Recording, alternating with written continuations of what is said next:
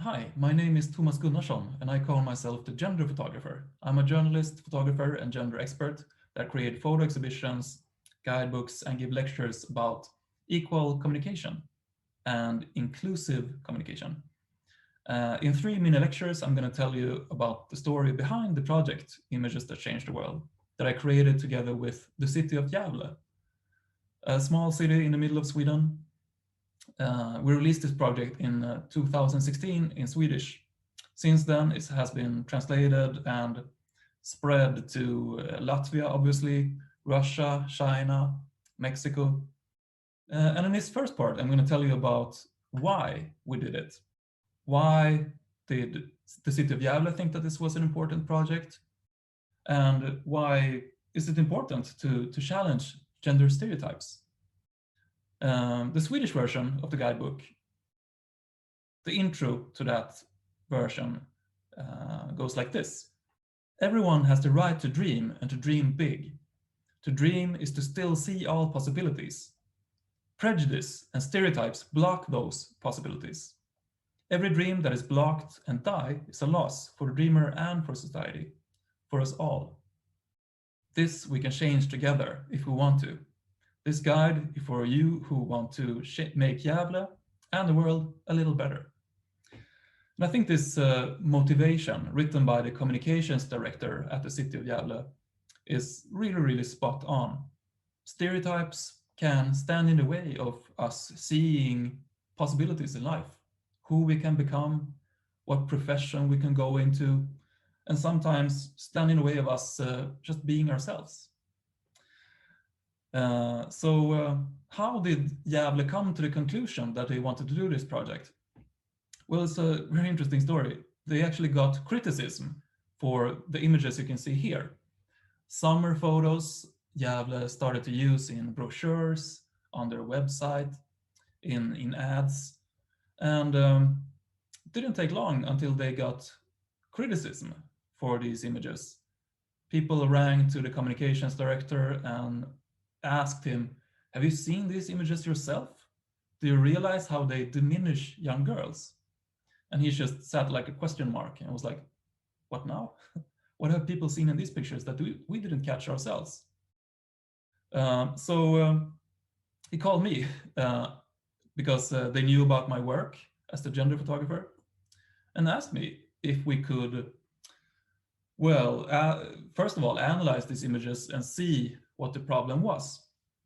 And the first thing we did was just spread this picture out on a big table to see if there are any patterns you can see repeated.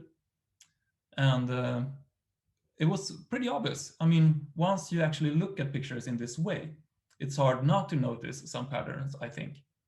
In almost all of the summer photos from Gävle, the men were active, playing sports, doing tricks with the bike, working, exploring, while women in almost all pictures either took care of children or posed for the camera, sitting still, being very passive, or admiring men who do stuff.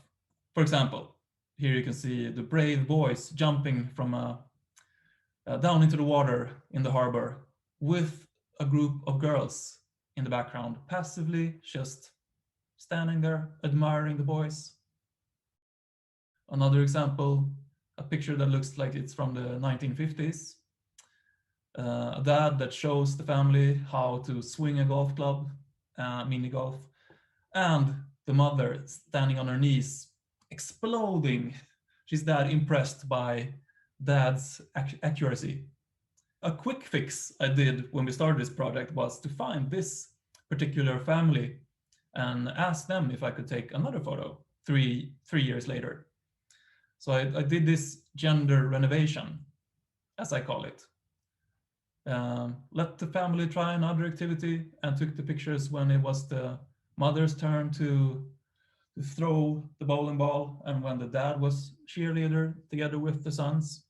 And as I said, this is a quick fix. I mean, my recommendation and our project's recommendation is not to replace all active men with women being active and men being the ones sitting passively admiring the women, but rather to show a mix.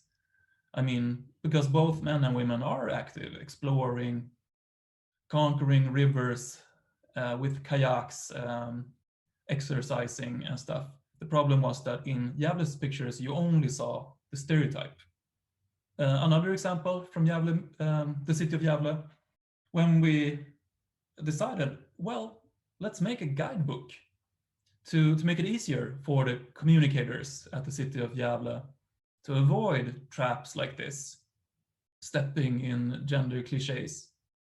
So they gave me access to their old image vault, and we saw this. This is from a catalog created for high school teens in Gavle, advertising the different programs you can choose. So you have the construction program and the children and leisure program.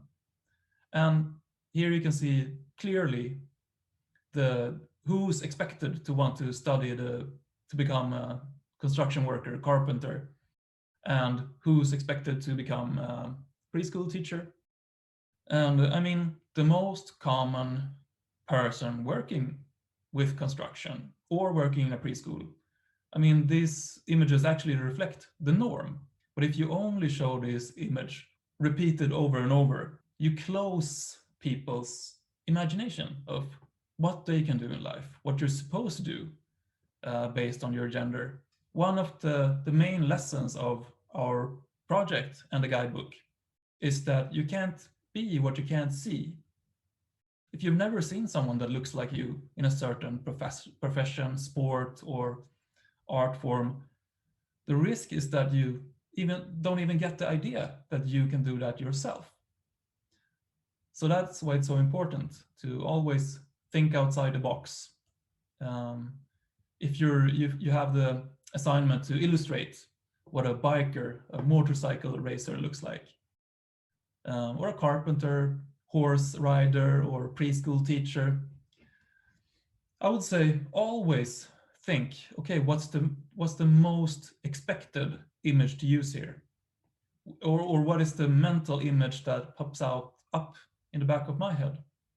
And take the opportunity to challenge that image. Because we already know that a lot of men work as carpenters or compete in motorsports. We already know that, at least in Sweden, a lot of girls and women like to ride horses. So these images are needed, I would say, to challenge these stereotypes, to tickle our imagination of who we can become, not just pour more cement on the old stereotype.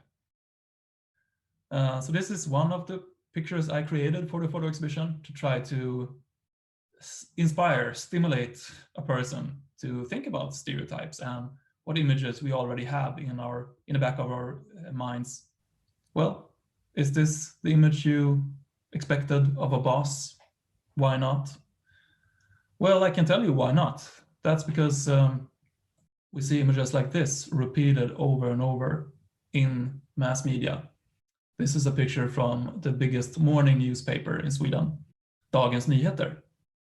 And they had a small article with the headline, "Swedish bosses are good at giving praise." And you can clearly see that they almost followed a cliché checklist of how a typical boss is supposed to look.